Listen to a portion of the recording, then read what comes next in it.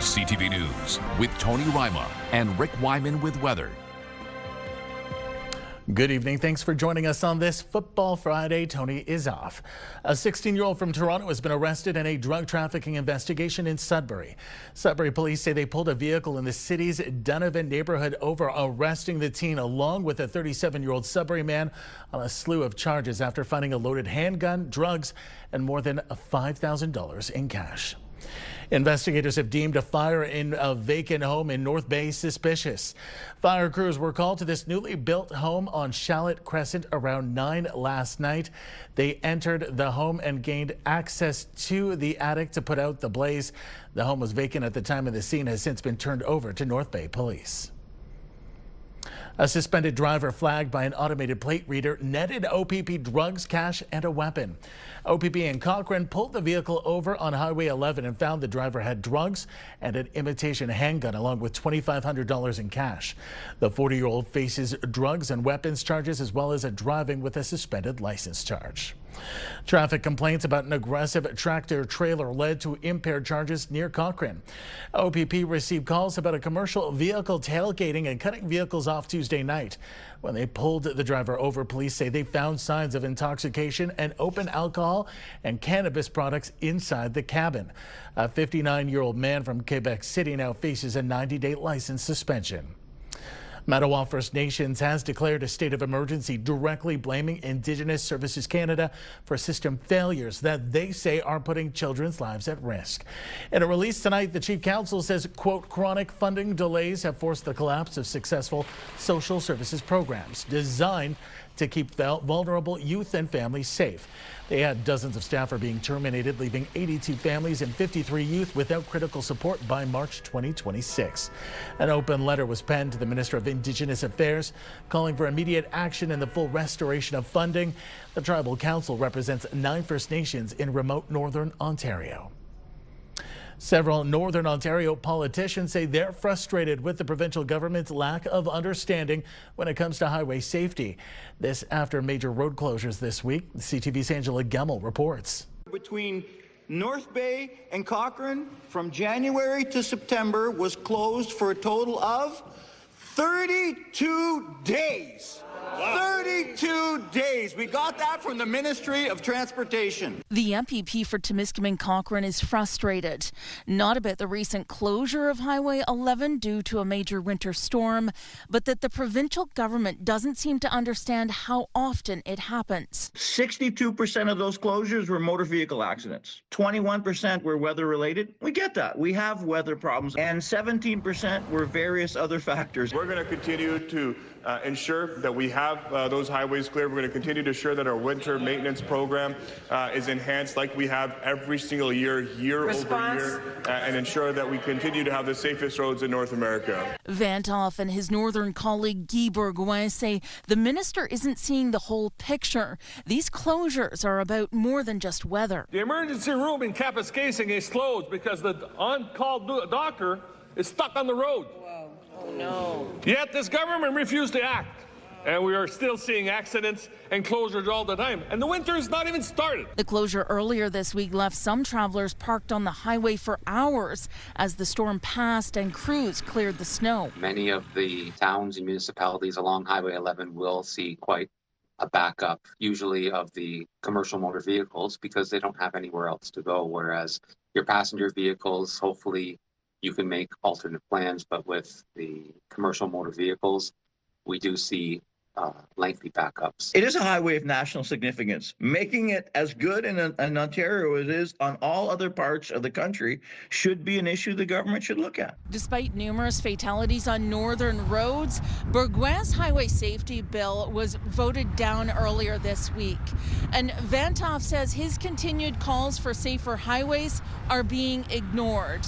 If the government plans to develop the Ring of Fire safely, Vantoff stresses the Trans-Canada Highway will need major improvements. Angela Gemmell, CTV News, Sudbury. Timmins police say a series of recent break-ins occurred in the city which targeted local charities. CTV's Lydia Chubak has the latest. The Rick Young Centre in downtown Timmins is synonymous with helping people in need, especially those who go hungry. The Timmins Food Bank and Anti-Hunger Coalition Timmins are the two main offices located in the building. Police say sometime between November 21st and November 24th, thieves gained access to the centre. As a result of these break-and enters, the Anti-Hunger Coalition is at a significant financial loss. Beattie says ACT's office suffered extensive property damage and electronic devices were stolen. It's disheartening that charities who their goal is to help people in need, that they've been targeted. Not that all break-and enters aren't taken seriously and are difficult for businesses, but with the financial loss, it's my understanding that they've now had to shut down for a period of time. According to a statement on its social media page, Anti-Hunger Coalition Timmins officials say, please know that while the office is currently closed to the public, the three of us are working hard to get back on track. We will lean on our community to help us in more ways during this time. Please stay tuned for more information, but also note that we are taking some time for our mental health as well right now.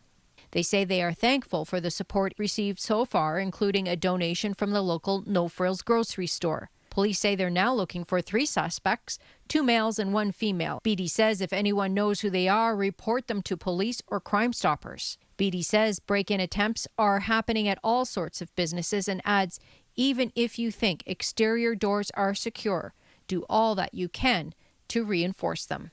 Lydia Chubak, CTV News, Timmins. The stormy weather experienced in the north is now headed through central Ontario, and Hydro One is urging people to prepare for the possibility of power outages as a result of the wintry weather. We do recognize how cold it is. The temperatures are plunging, so we do have crews at the ready on standby. They've been working on this since yesterday. As outages occur, we're able to really stay on top of them at this point. Residents are advised to stock up on essential items that may be needed, including non-perishable foods, flashlights, and extra batteries. And parts of the province are experiencing weather-related postal service delays because of the storm. Canada Post issued a yellow delivery service alert for Timmins yesterday. This means there could be delays in delivery until conditions improve. The Postal Service asks residents to help ensure the safety of their employees by clearing driveways, steps, and walkways needed to access mailboxes. Well, time for our first check on weather. With more, let's go to CTV's Rick Wyman. And Rick, after this last 24 hours, there is snow now just about everywhere. Yes, and of course it's a much clearer weather picture over the course of the next couple of days. Some snow squall activity in Sault Ste. Marie. As you can see, our forecast radar as issued by Environment Canada. So the squalls tomorrow night in the Sault, 5 to 10 centimeters, but during the day should be okay, some flurry activity. Then Ian, we have some periods of snow, but no significant accumulation. So much better than it's been in the last couple of days, especially in the Timmins area. So again, we'll check out some of the current conditions, our 7-day forecast. And of course, we can't forget the pick of the day is coming up. Back to you. Thanks so much, Rick. Well, Rotary Park in New Sudbury is all a twinkle right now with lights. Light Up Rotary Park is taking place this weekend. That's where we find CTV's Madison Merrier, who is broadcasting live down there. Madison, how is it looking tonight? Hey Ian, it is absolutely beautiful. You can tell that organizers from the Rotary Sunrise Sudbury have been here since 8 a.m. setting up probably around 1 kilometer of lights on the trail behind me. There's also some fire pits where you can warm up along the way because it is one of those chillier nights.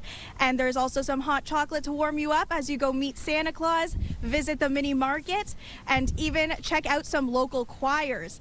Organizers have been saying that people have been showing up by like the 10s to 100s right now, and it is absolutely beautiful. Plenty of things to check out, and make sure you donate to the Sudbury Food Bank on your way over with monetary or even non-perishable items. Ian, back to you.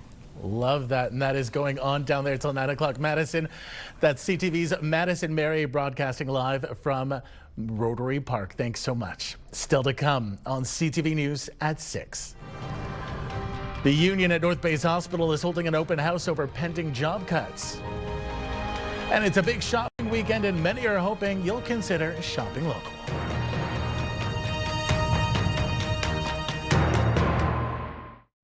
When you see it happen, send it to CTV News. Text 10400 from your screen to ours. Text 10400. Well, the weather is holding for the moment. It's not too cold. Perfect time to check out some Christmas lights. CTV's Madison Merrier is broadcasting live tonight from New Sudbury as part of Light Up Rotary Park in Madison. I'm so jealous. I'm betting there's got to be a lot of fun already happening down there.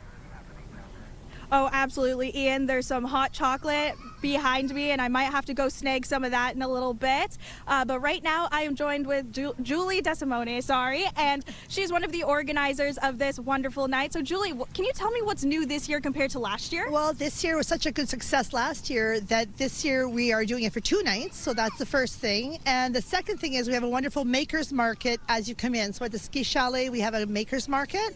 And so we have about 10 makers here, so it's quite exciting. Absolutely, and I heard a rumor that Santa Claus might be here. Can you talk to me a little bit about that? Yes, Mr. and Mrs. Santa are supposed to be making an appearance very soon, actually, so we're hoping that they get here at any time. Exactly, and we can hear some music behind us right now. Can you explain who some of the local choirs are that are here tonight? Yeah, so we actually have quite a bit of talent tonight. We have the Collège Notre Dame choir who's singing behind us right now. We also have I think we have 4 different acts tonight actually at the center court where the fires are. So we have Café d'Etage Christmas choir. You know, off the top of my head, I don't remember them all, but Naked Souls going to be there as well. So we have a lot of talent, which is a lot of fun. So a lot of people signed up to come and be part of it. So it's great. Absolutely. And so I hear that there's some hot chocolate and s'mores. Can you talk to me about the cost of this event? Well, we've had a lot of good support for the event. Our Tim Hortons on Regent, Tim Hortons on LaSalle Berrydown, and Twigs all donated hot chocolate for the event, so that's wonderful. So there's no cost to anybody who comes out. We also have s'mores. The Sudbury Sunrisers donated the s'mores. So it's a free event for everybody to come out, so it's a lot of fun. Absolutely. And can you talk to me a little bit as to why the Sudbury Sunrise Rotary Club is having an event like this? The event actually started last year. We were all challenged with doing a 4-for-all with our club, the Rotary Sudbury Sunrisers.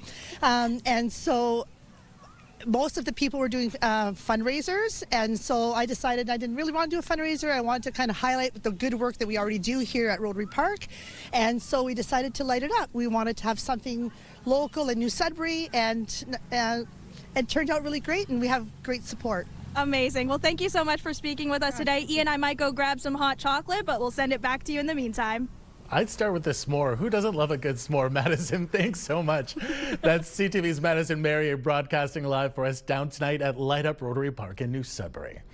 Well, in other news, the owner of Eco Life Home Improvements in Sudbury has been found not guilty of 33 charges of fraud over $5,000. The judge rendered her decision this morning at the Sudbury courthouse, saying the Crown had failed to meet the burden of proof against David Murray. There were 40 complainants in the case who claimed they paid for improvements to their homes, but the work was never done or completed. The judge found Murray's testimony reasonable, that an unforeseeable set of circumstances led to a chaotic storm he was caught in, including staffing issues, manufacturer delays, and illness. The union representing hospital workers in North Bay is hosting a town hall meeting next week to discuss the upcoming layoffs. 40 jobs were recently announced by the hospital that they were going to be cut. The union has been vocal about the upcoming job cuts and adds as many as 120 new staff are needed to keep up with patient volumes. Both the hospital and Nipissing MPP Vic Fideli have said these layoffs will not impact patient care at the hospital. Fideli adding that the province continues to invest more each year in the health center. Well, today is Black Friday, the unofficial start to the holiday shopping season. But tomorrow is Small Business Saturday, a day directed at helping small, locally owned business. CTV's Eric Tashner reports. At Creative Learning Toys, owner Sean Splint is stocking the shelves, hoping for the start of a busy holiday shopping rush. A little slow, but people are starting to realize that December 25th is not too far away, so they're starting to pick up. The Chamber of Commerce is pushing its Shop Local message, especially this weekend, with holiday-themed events ready to get underway. Tonight there's the outdoor winter market at the North Bay Museum. It goes from 5 to 9. The downtown Christmas walk on Main Street goes from 6 to 9. Tomorrow it's the Makers Market at Northgate Shopping Center. There's a renewed push. The Canadian Federation of independent business, is urging shoppers to consider their local downtown merchants this Saturday on what's called Small Business Saturday. It's wedged right between Black Friday and Cyber Monday, and it's really just an opportunity to support local entrepreneurs and shop local. Not a new message, but perhaps this year a more important one. There's about 5.8 million people that have been hired by small businesses. Statistics show that for every dollar spent locally, that keeps 66 cents in the community, compared to just 11 cents at big box or online retailers. For brick and mortar business owners like Splint, having customers stop by this shopping season could make all the difference. Anybody that comes in and shops with us makes a big difference for us. You know, it allows us to keep the lights on. We love all our local customers, and they're our lifeblood. Eric Tashner, CTV News, North Bay. All right, back now for a check on the current conditions with Rick Wyman. And Rick, don't want to make you the bad guy here, but I know there's a lot of outdoor holiday stuff happening this weekend and people hoping for good weather. It'll be colder. It'll be colder. We'll have some sunny breaks, periods of snow, Ian. I just want some s'mores and hot chocolate right now. Of course, we're always left out of the goodies, but that's okay. The weather is going to replace the fact that we can't get the treats right now. Forecast radar looking pretty good for tomorrow. At least no storms in the area. The only area of concern that I've got to say is Sault Ste. Marie tomorrow evening. The squalls 5 to 10 centimeters. We'll keep a close eye on that. Current temperatures this hour: Moosonee -8, Cochrane -14, Timmins -15, and Kapuskasing -14. Chapleau -15, Wawa -11. A few clouds there. Sault Ste. Marie, some light precipitation at -9. Parry Sound -6, mainly cloudy skies there, -13 in the Bay. Temiskaming Shores -13 in the KL, -13 as well. Greater Sudbury Nickel Belt -12, Espanola -9, Elliott Lake -10, and Gore Bay -7. Ian, coming up in just a couple of minutes, a forecast you've been waiting for. The 7-day forecast is just minutes away. Back to you. I cannot wait. Thanks so much, Rick. Next on CTV News at 6. One of the PM's top ministers resigns after an Alberta pipeline deal. And it's Black Friday. We'll check in with the experts about those supposed deals. Quebec Liberal MP Stephen Guilbeault resigned from cabinet yesterday, citing his strong opposition to the new energy agreement with Alberta. Guilbeault's decision was sudden, but not a complete shock to those who know how dedicated he is to fighting climate change. Well, I guess since he was with Greenpeace before, I guess that was the move he had to do. I guess maybe his values don't align with the party anymore. So yeah, I figure that's the right move he just did. Everybody building the pipelines. Why we cannot? I think it's a pretty good thing.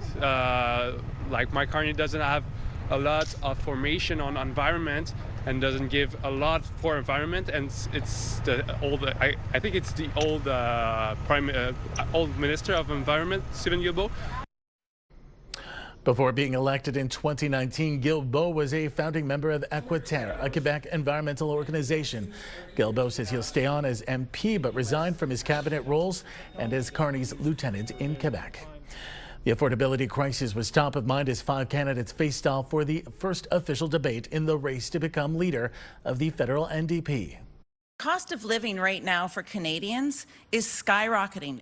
But we're getting squeezed while billionaires are cashing in. Unless we start fixing our relationship with the first past the post electoral system, none of this will come to pass. Rob Ashton, Tennille Johnston, Avi Lewis, Heather McPherson, and Tony McQuail all taking to the stage in Montreal. They tackled everything from winning back the working class, reconciliation, and building support in Quebec. The debate began with a plan to have 60% of it take place in French, but most of the debate wound up being in English. The NDP will choose its next leader March 29th in Winnipeg. Black Friday is a retail holiday. Most Canadian businesses have circled it on their calendar. It used to be a weekend event. Now it's a month-long affair that this year is up against strong economic headwinds. CTV's Annie Bergeron-Oliver has more. Every item on the shelves of Patty Taggart's toy store are carefully chosen. It's so great for fine motor skills. Each one designed to bring someone joy, especially during the holidays. We start in about May or June. We start looking at, what's available, what's going to be the trends. Like most retailers, Black Friday helps get people into her independent toy shop and kick off holiday sales. this week is definitely a busier week. It's sort of been a slow start to November, but I think it's just because people really like to put thought into what they're buying. You know, everybody's watching their budgets right now. So they're coming in and they're really looking at things and saying, okay, is this going to be something they're really going to like? Retail experts say the American shopping tradition of Black Friday, the day after U.S. Thanksgiving, took off in Canada around 15 years ago. It was a way to encourage Canadians to spend their money at home instead of going south of the border. Back then, it was a long weekend event. Now, it often lasts a month. If you're a retailer, the more times you can engage in shopping with your consumer by having daily deals or weekly deals, you can get them to spend more, perhaps at your store, than they would otherwise. For retailers, the longer sales period translates into more business. For consumers, the discounts result in much-needed savings at a time when most surveys say Canadians are looking to spend less and buy less than ever before. Part of it is that retailers realize that Canadians don't have the ability to spend like they used to, but still wanting to capitalize on consumer purchases, and so you have to meet shoppers where they're at. So that means greater discounts. Retail experts say those discounts are being offered earlier than ever before, and that's because Canadians are no longer waiting until late December to get their shopping done. Annie Bergeron-Oliver, CTV News, Ottawa. A huge line of Black Friday shoppers were lined up out the Mall of America in Minnesota this morning. The mall is celebrating the day with special deals and prizes for their dedicated shoppers, including over 2,500 door prizes and the chance to win $5,000. The mall is also pulling out all the stops with performances from a variety of entertainers. But if you wanted to be first in line, you had to get out early, real early. Cold, that's what I am. But I'm also first in line at the Mall of America doorbuster. I don't know. I'm excited. I'm having fun. This is what I'm kind of here for.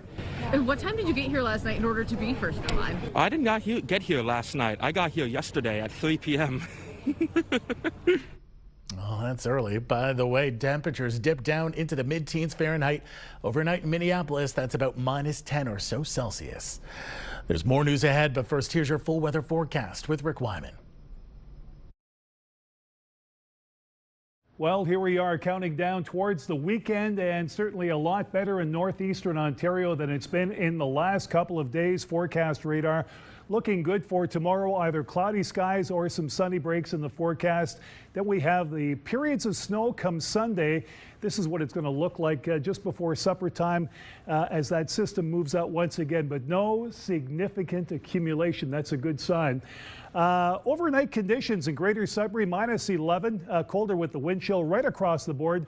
Sault Ste. Marie, -8, Timmins, -10, Temiskaming Shores, -9, and North Bay, -10. Lots of, or at least the chance of flurries throughout the northeast. Moosonee, -10 degrees, Caphurst, -10, Wawa, -15, Gore Bay, -4, and Parry Sound at -11. Now your 7-day numbers.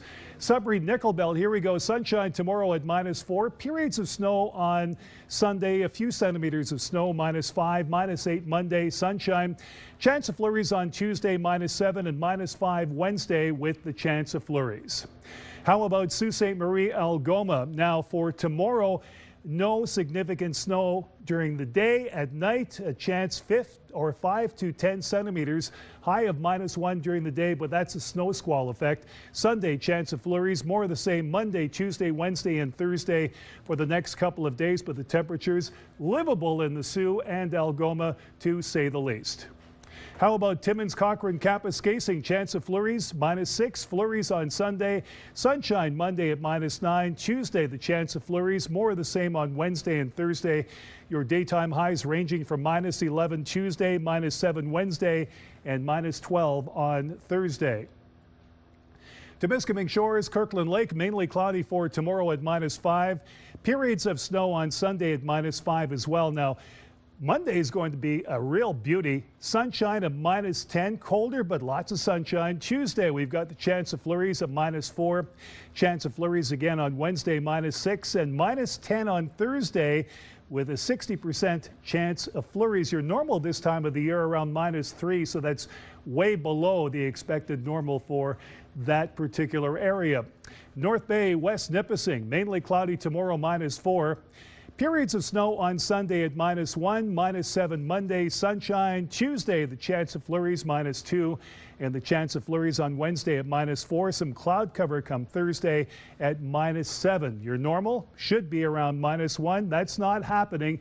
It'll be colder next week. Just check out some of those evening temperatures as well. So all in all, a nice week of transition as far as conditions and temperatures are concerned in the Northeast. Let's have a look now at our pick of the day. From Rick Elliott, walleye fishing. This was taken recently in mid-November, so let's go back about a week or so. A great shot in Sudbury. Rick, thank you so much for that pick. We need these subtle reminders of nicer weather because a lot of people just aren't ready for snow just yet. So Rick, I really appreciate this one. Went back a week or two and found this dandy. Hey, stick around. Ian's got more news coming up after the break.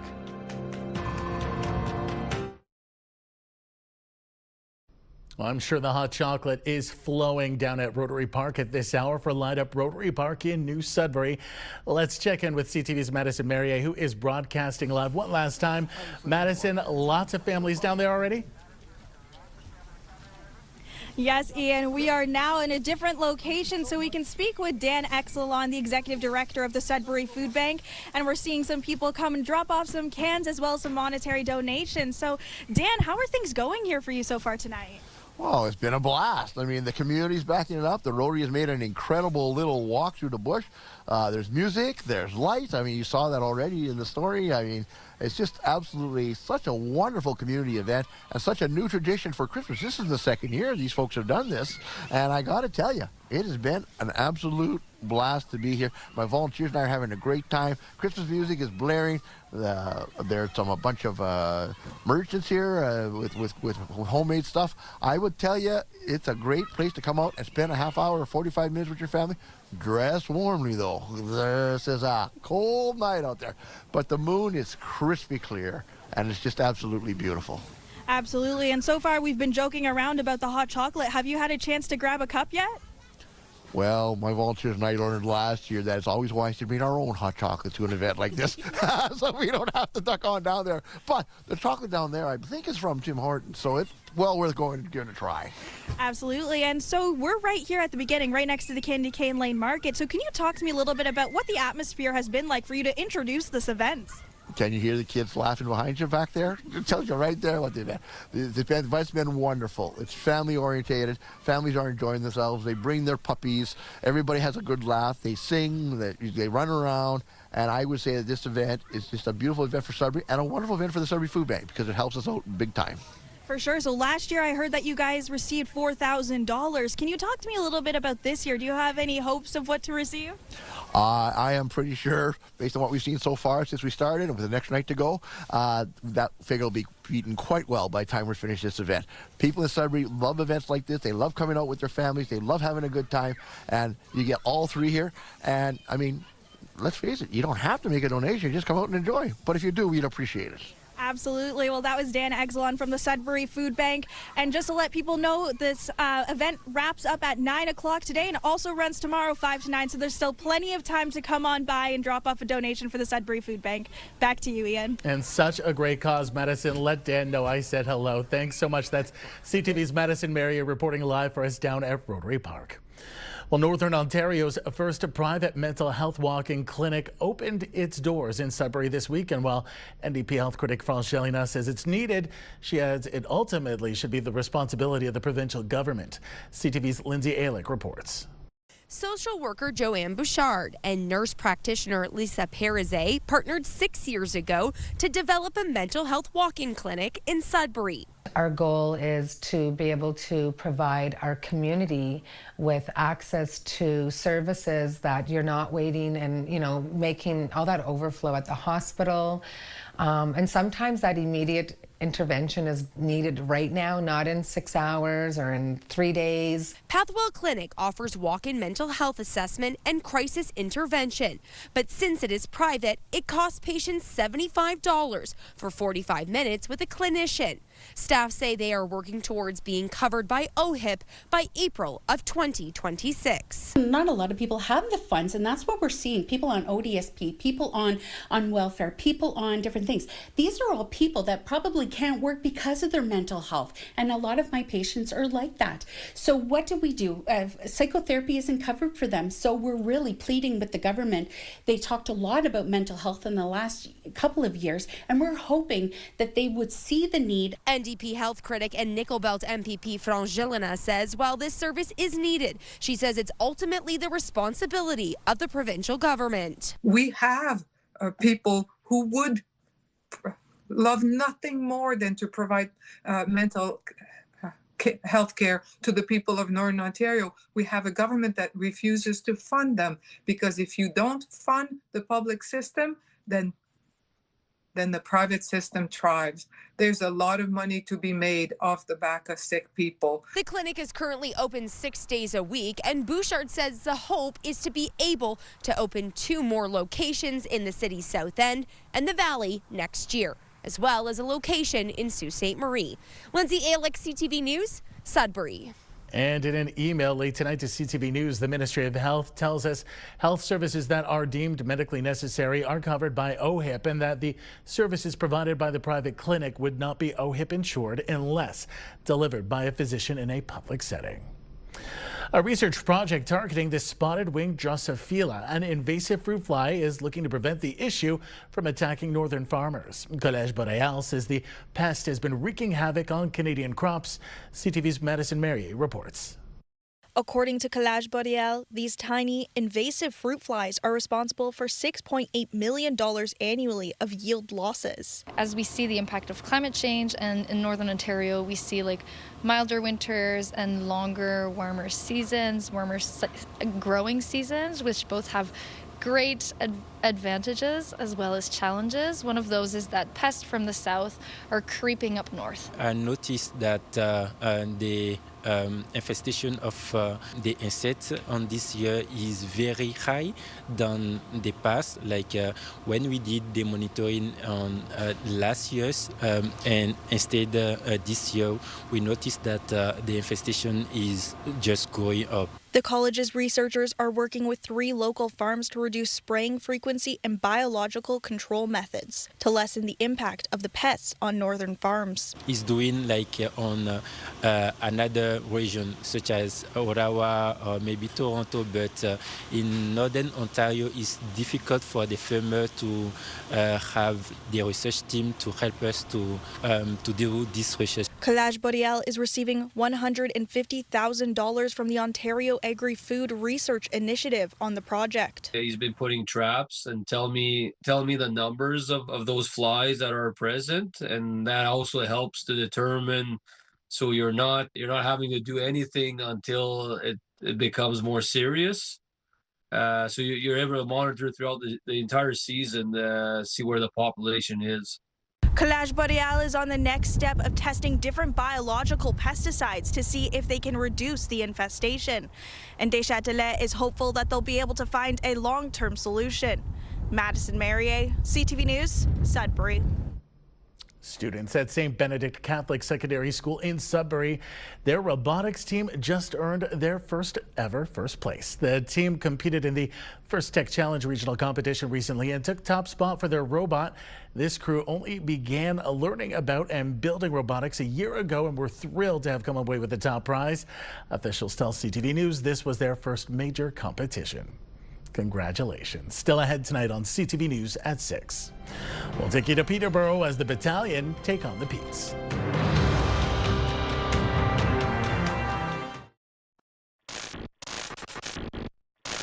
Hockey This Week is brought to you by Rastall Nut and Bolt Company. The Sioux College women's hockey team is a dynasty and is now being rewarded for its dominance on the ice. The Cougars have won 3 consecutive national championships in Division II of the American College Hockey Association and recently accepted a promotion to the top level for next season. Since I first started playing hockey, I've always wanted to play some sort of D1, like get to that top level. So like it means everything to me to be able to get there and like be on a team and actually be able to play and like contribute. We're awfully proud of what they've done. It's not going to be an easy chore. ACHA Division I hockey is very, very competitive. But our women have earned it and they've deserved it, and they've been sort of the flagship program for us for the last 3 years. Half of the team has at least 1 championship ring, and while winning is the goal, players and coaches agree that it's clear there is a skill gap between the team and many of its current opponents. Goaltender Farah Farstad says that getting in the zone can be difficult when the team in front of her is in command of most games. Honestly, it's really challenging, especially when we can go periods where I get maybe 1 to 2 shots, so it's really hard to stay focused and just like be ready, because out of the blue you can randomly get a breakaway or get bombarded with shots. Recruitment for a team with the hardware of Sioux College is already strong, and moving to a division that's seen as a breeding ground for Canadian university hockey is expected to lead to more options for these athletes. We're anticipating a lot more of our women will be on a pathway that continues their career to maybe a bigger institution than ours, and continues to see their career move forward. The excitement for next season may be high, but the Cougars are not forgetting the task at hand. Whether it's their last or only shot at a Division II ring, these women are committed to the four-peat and ending their time in the division with another national championship. We want to finish on top, no matter if you've won, if you haven't won. I think the competitiveness in this group and as a coaching staff, like we always want to win, and to kind of cap off Division II with another win would be really, really, really cool. Corey Nordstrom, CTV News, Sault Ste. Marie. Is brought to you by Dahl Nut and Bolt Company.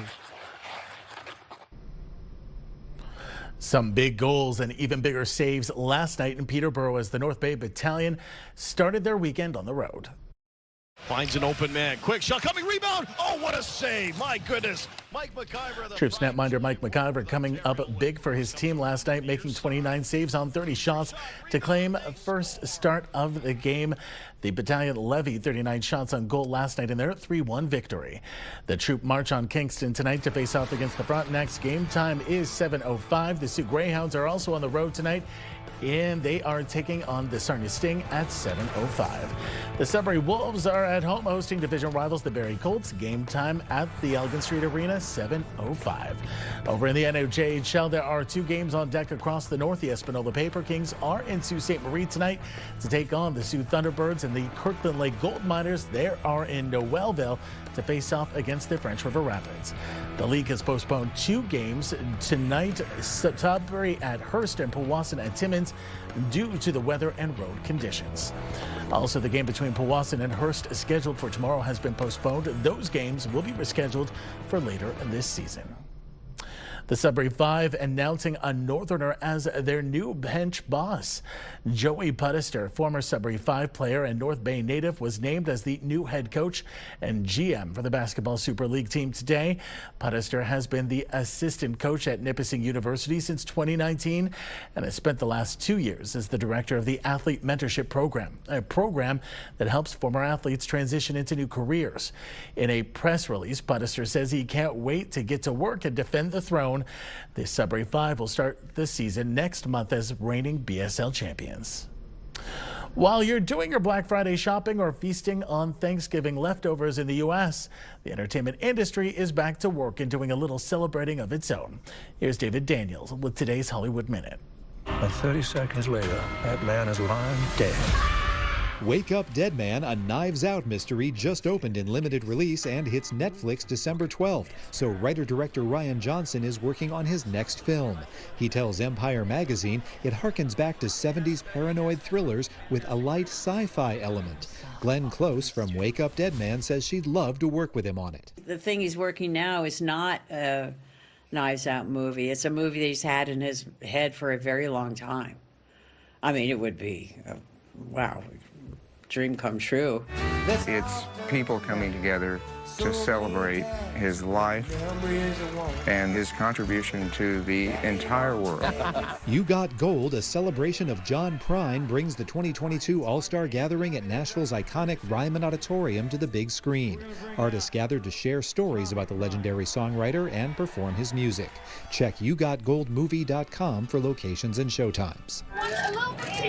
And it's a milestone weekend for two Hollywood stars. Four-time Oscar nominee Ed Harris turns 75, and actor, writer, and director Ben Stiller turns 60. In Hollywood, I'm David Daniel.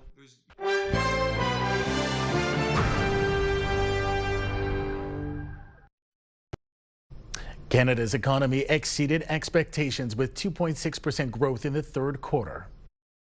The economy was really saved over the summer by a combination of increases in government investment, a change in our trade relations. So we actually saw a slight increase in exports, as well as a big decrease in imports. Months of those Buy Canadian ads have really worked, and Canadian families have switched from buying imported goods to buying Canadian-made goods. We also continue to see some increase in the residential construction sector, but those were really the three things that drove the economy forward. The rebound comes despite the ongoing trade war with the United States. Exports edged up 0.2% from July to September despite continued American tariffs. Imports saw the sharpest drop since the fourth quarter of 2022, pushing the GDP higher.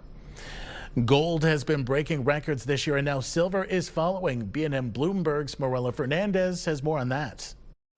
All that glitters isn't gold. Silver reached a new high today, lifting mining stocks. Spot silver reached $56.50 U.S. an ounce today. It started the year under $30. It floated Endeavour silver shares almost 13% higher. Aya Gold and Silver up 12%. First Majestic Silver up 11% today. Lower silver inventories have sent prices soaring recently. Here are the closing numbers for the day. The Canadian dollar is up to 71.57. West Texas Intermediate crude is down a dime to 58.55. Western Canadian Select is unchanged today. And the TSX gained 186 points for another record close this week. Those are your business headlines. I'm Morella Fernandez. And here are the current prices for some key commodities we watch. As Morella mentioned, gold is up $61.74, closing the day at $42.1923 U.S. an ounce. Silver up 3.33 cents to end the day at $56.72. Copper up is 8 cents, and nickel is up a penny, ending the day at $6.62 U.S. a pound. Time now for one last look at the weather, and let's take a look at the board to see how tomorrow is shaping up. Sudbury, we're going to see some sunshine, but it's going to be chilly at -4. Timmins, some potential flurries. I know you guys have had a ton already. Just only a slight chance, though, at -6. Sudbury, a slight chance of flurries, -1 with clouds. Heading over to North Bay, where it's going to be a mainly cloudy day and -4.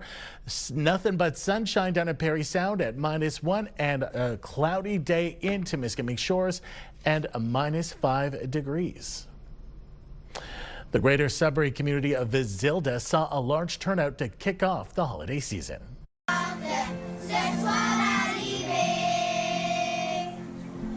Almost 100 people braved the cold and snowy conditions to watch the third annual Tree of Hope tree lighting ceremony. There were festive carolers and hot chocolate, where memorial wreaths and ornaments were hung on the tree to honor loved ones who have passed away. Organizers say the event is all about bringing light and joy to the community. Well, I think it's more than just the Visilda community. You know, basically, I think we're a neighborhood of Greater Sudbury, and one of our themes is to make Greater Sudbury greater. And, you know, if every community basically comes together and does their little thing, it makes Greater Sudbury greater. And that's what it's all about. And from tree lightings to trains, the CPKC Holiday Train will be pulling into Northern Ontario this weekend. This year's country musicians Jade Eagleson and Tegan Gaze will be performing at the Holiday Train, and it'll also be helping local food banks along its journey. You can catch the Holiday Train here in the north starting Sunday in McTier with several stops, including Parry Sound, French River, and Sudbury. On Monday, the train will head to Cartier, Chapleau, and White River, and Tuesday, the train continues further north to Pic Mobert. That's our newscast this Friday night. Thanks so much for watching. Amanda is in tonight for me at 11:30. Make sure to tune in. Until then, have a wonderful weekend. French River, I'll see you at the train on Sunday.